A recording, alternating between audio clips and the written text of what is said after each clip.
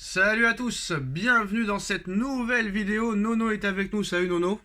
Salut Alors Sacha. ça peut être une année historique pour le Paris Saint-Germain, Nono. Non seulement le Paris Saint-Germain est en demi-finale de Ligue des Champions, le Paris Saint-Germain est à 3 matchs de remporter sa première Ligue des Champions de son histoire, et le Paris Saint-Germain, Nono, c'est officiel, a pris la décision définitive de quitter le Parc des Princes. Le Parc des Princes qui a toujours été le stade du Paris Saint-Germain depuis sa création il y a 54 ans. En 1970, le Paris Saint-Germain va quitter définitivement le Parc des Princes pour faire un stade de 65 000 places.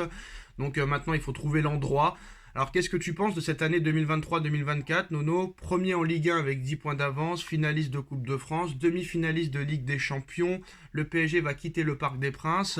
Est-ce que si tout ça va au bout, est-ce que l'année 2023-2024, si le PSG remporte la Ligue des Champions, que le PSG quitte le parc, que le PSG fait un triplé historique, est-ce que ce sera l'année la plus historique de l'histoire du Paris Saint-Germain, la plus légendaire? Voilà, Sacha, si tu arrives au bout et tu soulèves la coupe aux grandes oreilles, ça sera une année historique depuis la création du PSG. Bon, là, tu m'inquiètes un peu. Tu me parles d'un nouveau stade. Ah non, Il faut 5 je ans. t'inquiète pas, c'est définitif. Ça a été aujourd'hui annoncé par le Paris Saint-Germain. C'est définitif, ils vont quitter le Parc des Princes, Nono. Eh ben, malheureusement, c'est dommage, c'est dommage. Moi, je suis entièrement pour le Parc des Princes. Stade merveilleux. Voilà, une petite épine encore dans le pied, comme d'habitude. Écoute, moi j'étais à 100% pour le parc et là je suis inquiet. Inquiet de quoi? Inquiet du nouveau stade. Pourquoi inquiet? Parce que le parc c'est le PSG, le parc c'est mythique, voilà, c'est tout. À cette conne d'Hidalgo, elle avait qu'à le vendre son Parc des Princes. Elle va se retrouver avec un Parc des Princes vide maintenant. Nono, Voilà. Nono, Arsenal a changé de stade, Lyon a changé de stade. Il y a beaucoup de clubs qui ont changé de stade et ça n'a pas réellement changé grand-chose, Nono, hein. Oui, Arsenal et compagnie, mais moi je dis, je suis un nostalgique. Moi j'étais en 74 quand le PSG est monté en division 1. Bon, Nono, on En va pas Ligue. commencer à faire des flashbacks. Pour moi, ça me dérange pas. J'aurais préféré rester au parc et l'agrandir, mais malheureusement, quand personne ne veut rien comprendre, il faut prendre des solutions. Et c'est dans l'intérêt du Paris Saint-Germain d'avoir un stade plus grand, Nono. Et s'ils veulent pas soutenir le Paris Saint-Germain, la ville, il faut le faire tout seul, hein. C'est tout, hein. Oui, mais à un moment, t'as plus le choix. Je suis d'accord avec toi. C'est ce que je t'explique. En tout cas, le PSG va devoir recruter cet été pour remplacer Mbappé. Entre un ailier gauche ou un buteur, il y a débat dans un petit peu les médias, mais c'est vrai que moi je pense qu'il faudrait plus déjà se renforcer au milieu de terrain, en défense, plutôt qu'en attaque. Qu'est-ce que t'en penses, Nono? Entièrement d'accord. Entièrement d'accord. Priorité numéro une, le milieu de terrain. Au moins un. Se renforcer en défense centrale et faire partir tous ceux qui n'ont rien à perdre au PSG. Alors Nono, il y a deux pistes nouvelles aujourd'hui.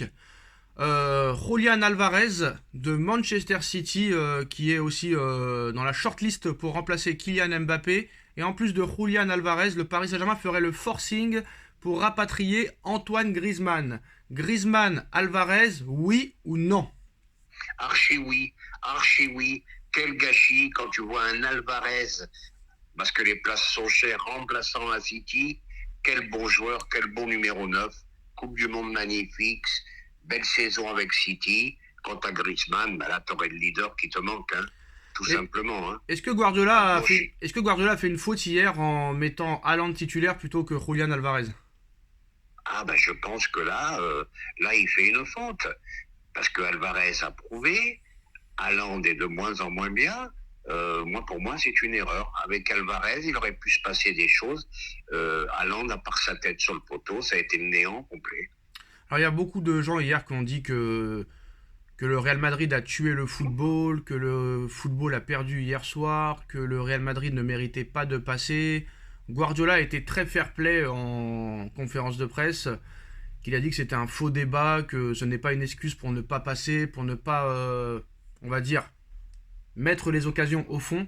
En tout cas, tout le monde est unanime pour dire que le football a perdu et que le Real Madrid n'a rien proposé et que le Real n'aurait pas dû passer. Et Thierry Henry a pris la défense du Real Madrid hier soir, Nuno. Il y a quelque chose qui s'appelle défendre. Vous pouvez aussi contrôler le jeu en défendant bien. Je sais que les gens diront que City était la meilleure équipe, mais défendre fait partie du jeu. Le Real Madrid a très bien défendu. Je pense que la meilleure équipe, celle qui a bien défendu, a réussi. Qu'est-ce que t'en penses? Oh, bah pour moi, c'est bon, monsieur Melon, hein, parce que c'est Melon numéro 2, lui. Bon, bah lui, je suis jamais d'accord avec lui. Lui, il faut pas oublier que c'est un mec, quand même, qui a qualifié l'équipe de France en Coupe du Monde avec une main que toute l'Europe a vue et que lui, malheureusement, a démenti sans arrêt. Bon, bah, moi, le mec, il me plaît pas. Hein. Bon, tu vois, d'ailleurs, tu vois ses résultats en tant qu'entraîneur. Bon, bah, si c'est le football qui lui plaît, tant mieux pour lui. Mais le football a perdu hier. Il peut dire ce qu'il veut. Et puis, c'était pas défendre hier. C'était pas le bus. C'était une forteresse hier. Alors, si c'est le football qui lui plaît, Henri, ben, tant mieux pour lui. Alors Carlo Ancelotti serait très content des qualifiés pour les demi-finales, le Bayern, Dortmund et le PSG, sachant que ces trois équipes-là ont à tous les matchs la possession de balle, et lui c'est pas son cas, donc il est content de pouvoir jouer contre des équipes comme ça, Nono. Donc est-ce que ça veut dire que le Real Madrid a déjà gagné la Ligue des Champions? Pas du tout, pas du tout. Ben, il va falloir les piéger. Il va falloir les piéger. Quitte à renier ses idées, ben, il va falloir leur laisser le ballon. Voilà, qu'une équipe ait les couilles de leur laisser le ballon. Quitte à que ce soit un non-match, laissons-leur le ballon et c'est nous qui les piégerons. Il va falloir faire ce que Guardiola a fait contre l'Inter en finale? À peu près. Alors, donc, demi-finale de Ligue des Champions contre Dortmund, Nono. Tous ceux qui pensent que c'est déjà fait, que le PSG va en finale, est-ce que c'est une erreur de leur part? Sachant que Dortmund met beaucoup d'intensité dans ses matchs. Il y a un très très gros public, le mur jaune. Est-ce que ça prouve que réellement il y a de plus en plus de footix et que de ne pas respecter le Borussia Dortmund est une très très grosse erreur? Là, je sais pas s'il y a de plus en plus de footix, mais les gens ils comprennent rien au ballon. Je leur recommande de regarder en replay le quart contre l'Atlético et ils vont voir que c'est une équipe qu'il faut prendre très très au sérieux, que ça va être très difficile à Dortmund. Voilà, il faudra un grand PSG pour passer et ne pas crier victoire avant l'heure. Et surtout qu'en plus de ça, ils nous ont fait très mal à Dortmund et on était passé pas loin de l'élimination, même si on les avait battus à l'aller. Mais au match retour, on a eu énormément de mal, Nono. Et en plus de ça, ils ont fini premier de la poule, hein, n'oublions pas. Ne l'oublions pas, comme tu as dit. Et sur l'attitude de Kylian Mbappé, qui a totalement changé entre le match aller et le match retour, ça a été souligné par beaucoup de médias aussi. Le travail de l'ombre de Mbappé dans le groupe. Et surtout, on pense en interne que Dembélé pourrait être un candidat au Ballon d'Or cette année, Nono. Qu'est-ce que t'en penses de ça? Bon, bah, faut pas aller trop vite, hein. Dembélé, candidat au Ballon d'Or. Bon, bah, Ousmane, ce qui lui manque, c'est les statistiques. Bon, maintenant, pour être Ballon d'Or, il faudrait qu'il soit champion d'Europe, il faudrait gagner la Ligue des Champions, être champion de France, gagner la Coupe de France. Bon, bah, à la limite, tu te dis, pourquoi pas.